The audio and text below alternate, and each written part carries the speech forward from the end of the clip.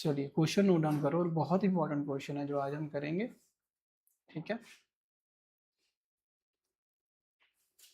और इसको समझना है पहले। So the question is by factorising the expression, ठीक है, check that n cube minus n,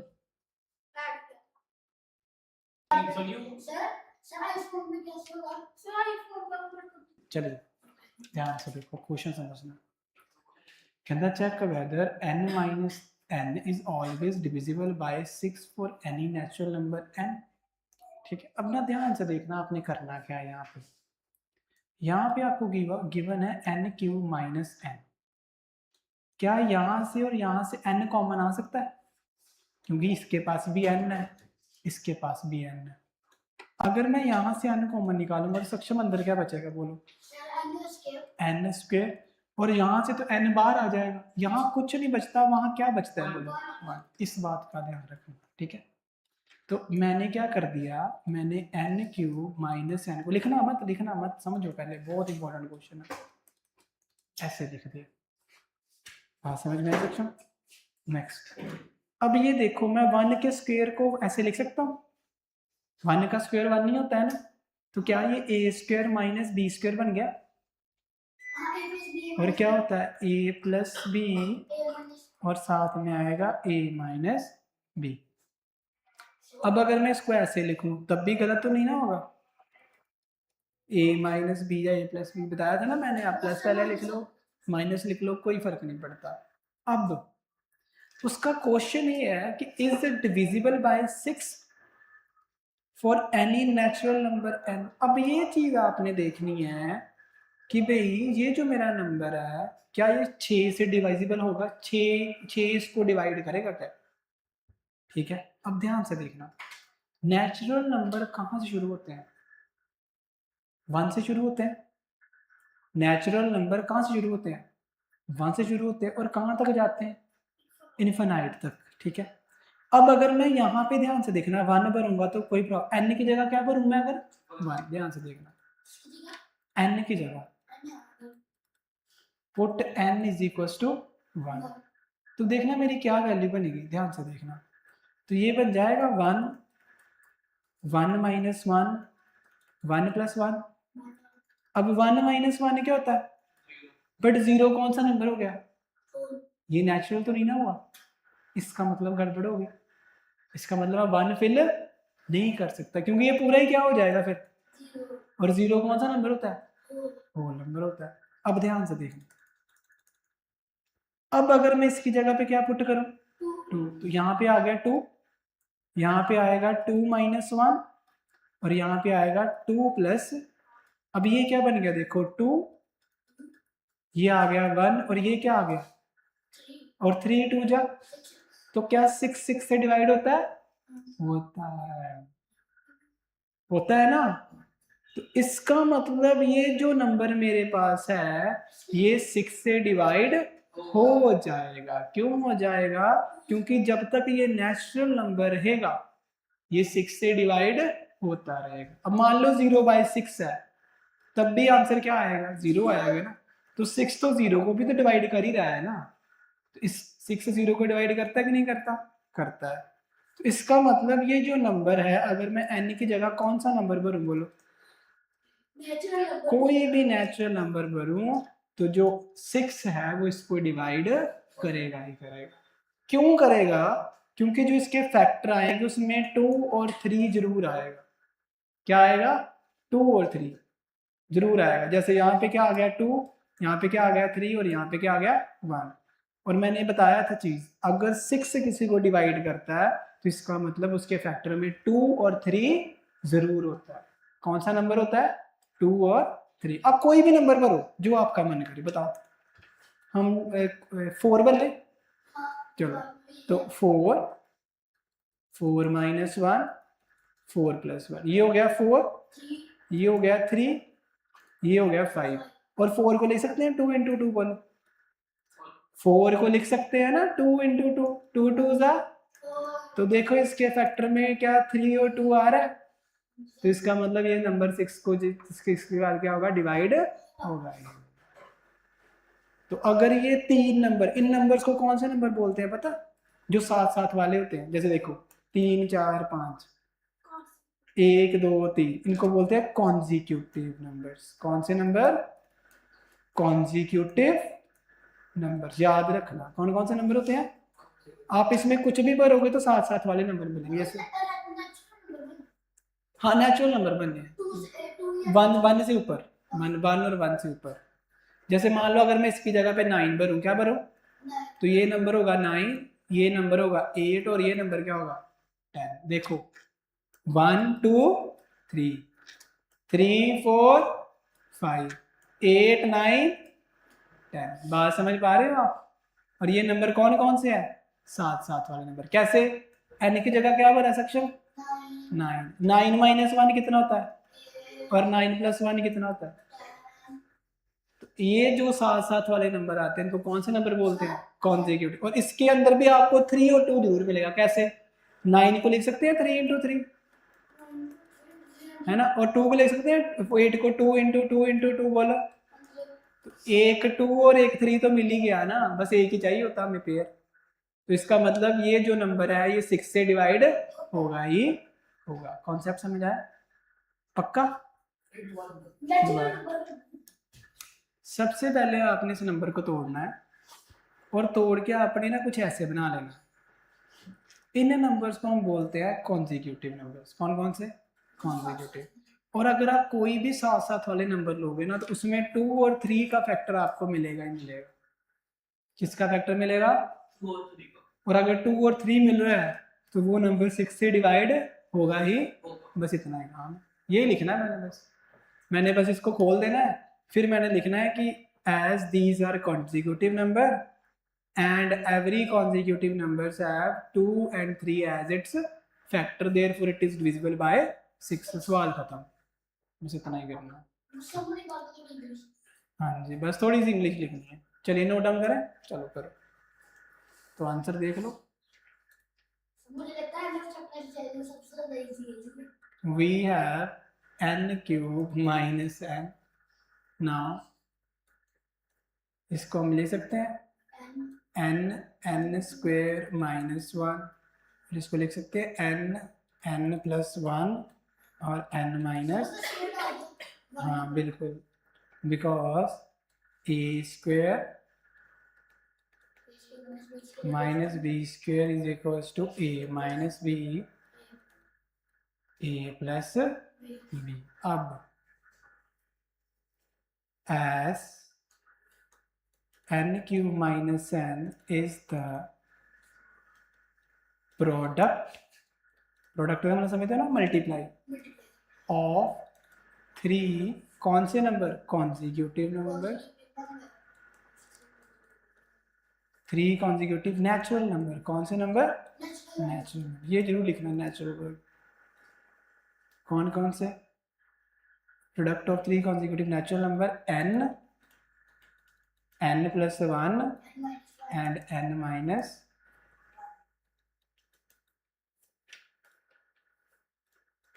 and n minus 1 and among any three consecutive numbers, किसी भी 3 consecutive numbers में, any 3 consecutive number, we always get 2 and 3 as factors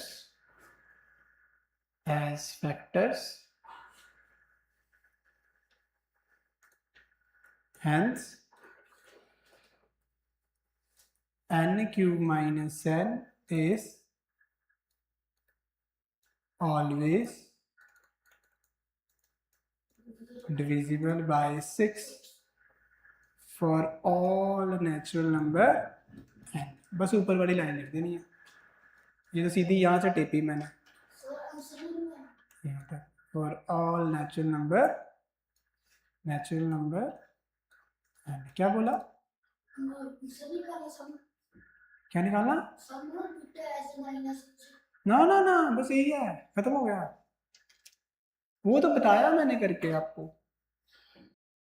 question is find the value of X cube Y cube -12xy + 64। इसकी value आपने निकालनी है, इसकी value आपने निकालनी है व्हेन x + y = -4। आपको क्या दिया हुआ है, x - y = -4। आप क्या करोगे, मैं यहाँ पे आंसर लिखता हूँ साथ साथ में, पहले देखना है आपने। तो सिंस आपको जो चीज़ गिवन होती है ना, पहले वो लिखते हैं। अब लिखना आराम से, क्या गिवन है, x + 4 = x + y = -4। ये चीज़ गिवन थी ना आपको। वैन का मतलब पता क्या होता है, कि अगर ये है तो इसको प्रूव बताओ, इसका आंसर क्या आएगा।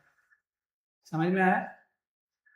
अगर ये पता है कि ये इसके इक्वल है, कहता है बताओ x³ + y³ -12xy + 64 कितना होगा अगर x + y किसके इक्वल है, -4। तो जो चीज गिवन है उसको पहले यहाँ पे लिख लेना आपने चुपचाप। इतना समझ में आया, इजी। अब यहाँ पे कौन सा सिंबल है बोलो, तो आपने कर देना है दोनों साइड क्यूब। क्या कर देना, दोनों साइड क्यूब। अगर स्क्वायर होता तो क्या करते हैं हम, स्क्वायर। अब यहाँ पे क्या है, क्यूब, तो हम क्या कर देंगे, क्यूब। और पूरे का क्यूब होता है, ये बात का ध्यान रखना, क्या होता है, पूरे का।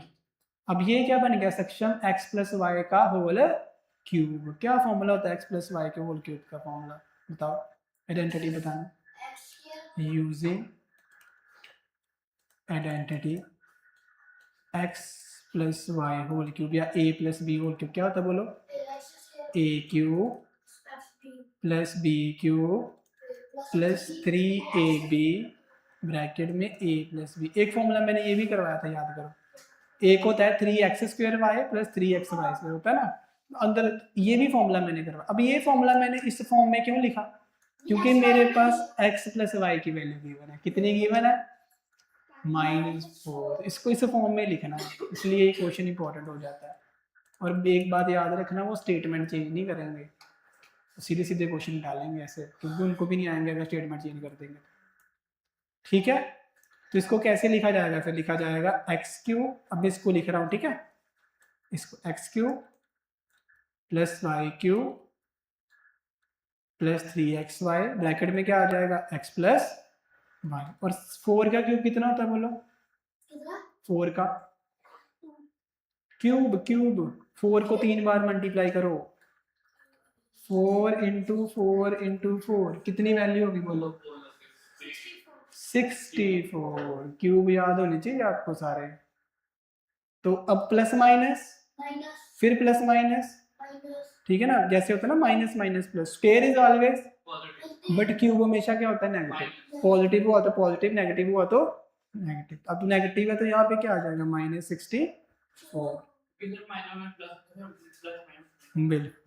और x + y की जगह मैं क्या फिल करूंगा, बस इतना ही काम करना, आपका क्वेश्चन कंप्लीट हो गया। देखो ध्यान से, x³ + y³ + 3xy, और इसकी जगह पे क्या कर देंगे, -4, और साथ में क्या आ जाएगा, -64।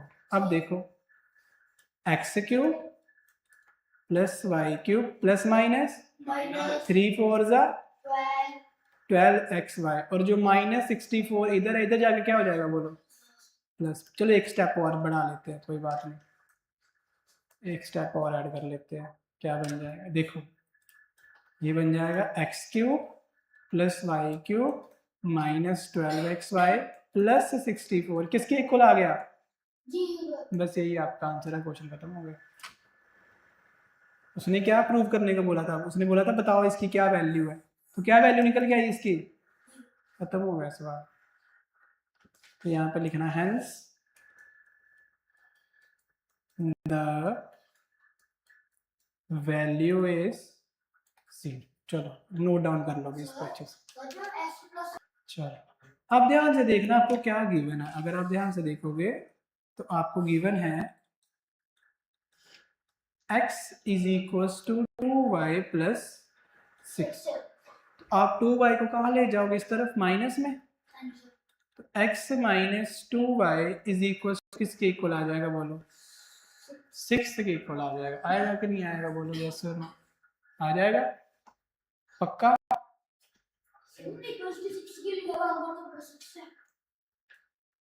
तो इसको अगर मैं इधर ले जाऊंगा तो यहाँ पे क्या बच जाएगा? +6 ही तो बच जाएगा। और +6 लिखो चाहे ना लिखो एक ही बात है। प्लस आप डालो ना डालो एक ही बात है। माइनस डालना होता है, माइनस का ध्यान रखना होता है, वो गलत ना हो जाएगा।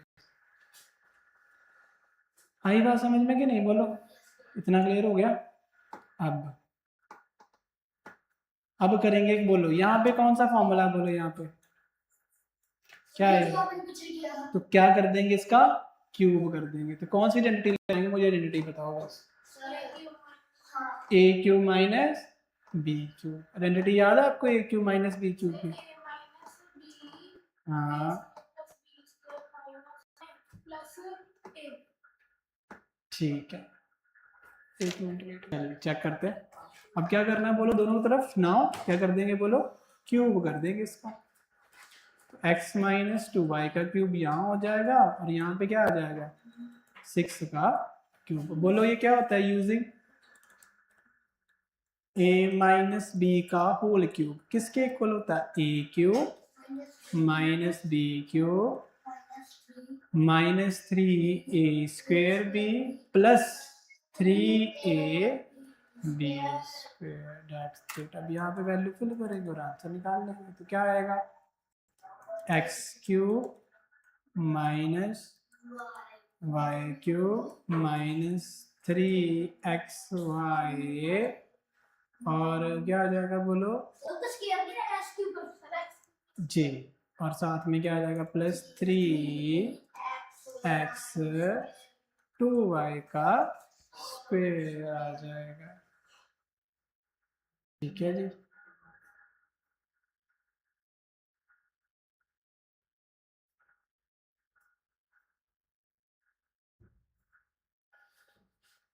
यही आएगा।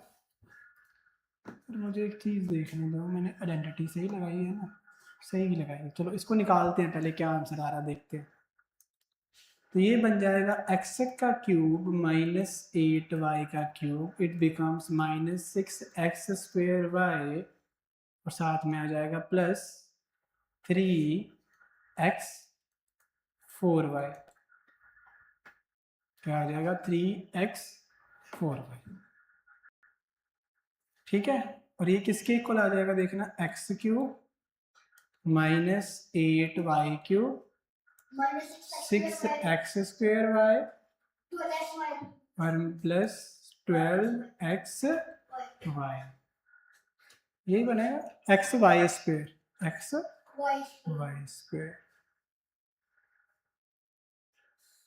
मुझे कुछ गड़बड़ लग रही है, रुको जाओ एक मिनट से। चीज तो वही है, ये क्यूब वाला ही फॉर्मूला है ना, कुछ और तो नहीं लगा दिया हमने? एक मिनट रुका है। एक काम करना, इस आइडेंटिटी को नहीं अप्लाई करेंगे। हमने पिछले में ये आइडेंटिटी थोड़ी अप्लाई करी थी, वैल्यू भी तो फिल करनी होती है। तो मैं यहाँ से इतना ही सगा कर रहा हूँ, रब कर रहा हूँ, ध्यान से देखना। और हम ये वाली आइडेंटिटी अप्लाई नहीं करेंगे। हम कौन सी आइडेंटिटी अप्लाई करेंगे जिसमें प्लस होता है? क्या होता है? -3ab ब्रैकेट में आता है a माइनस बी। चेक करो, आइडेंटिटी है ना एक, इसी की आइडेंटिटी चेक करो ये। तो हमने सिमिलर आइडेंटिटी अप्लाई करनी है जो हमने पिछले में अप्लाई करी थी। स्टार मार करके रखना। हमने a² वाली लगा दी है ना गलती से। अब इसको देखो, ये क्या बन जाएगा फिर बोलना? ये बन जाएगा a क्यूब माइनस, तो मैं स्टेप बाय स्टेप करता हूँ, -b क्यूब -3ab और ब्रैकेट में क्या आएगा? a minus b। यहाँ पे प्लस आएगा, माफ करना, क्योंकि a b प्लस में लेते हैं ना फिर। -3ab और ब्रैकेट में क्या आ गया सक्षम? a minus b। अब समझ में आया? और 6 का क्यूब कितना होता है बोलो? 216। 6 का क्यूब कितना होता है? 216 है, 216। ठीक है, अब देखो ध्यान से, अब आंसर आएगा आपका कैसे? उसमें मैं वही तो सोचो, हमने वैल्यू तो फिल करी नहीं। x क्यूब हो गया, 2 का क्यूब कितना होता है? 8 और साथ में क्या आ रहा है? y। अब ये कितना हो गया बोलो? 6xy। अब x माइनस 2y किसके बराबर है, ये देखो यहाँ से इक्वेशन नंबर 1, अगर ध्यान से देखो आप, मैं इसको इक्वेशन नंबर 1, इसमें 6 तो फिल करा ही नहीं था ना हमने, तभी तो गलत हो रहा था। तो इसकी जगह पे क्या आ जाएगा बोलो, बस इतना ही काम करना था। मैं सोचूं कहाँ गलती कर दी है। हाँ हाँ, नहीं नहीं, पिछली में 6 फिल ही नहीं होना था, हमने आइडेंटिटी चेंज कर दी थी ना, ये इसी में वैल्यू फिल होती है, देखो आई बात समझ में। तो ये सिमिलर क्वेश्चन थे, मैं तभी सोचूं कुछ तो गलत कर दिया, आइडेंटिटी गलती लगा दी, गलत लगा दी। अब ठीक है, अब 6 जब बोलो क्या होता है 36xy, और 216 यहाँ पे आके क्या हो जाएगा बोलो, बस यही तो प्रूव करना था, क्वेश्चन कंप्लीट हो गया, चेक कर लो। हेंस वैल्यू इज क्वेश्चन, खत्म हो गया आपका। तो याद रखना ये वाली आइडेंटिटी फिल करनी है, अब दूसरी फिल नहीं करनी, ठीक है। अरे रुक जाओ अभी।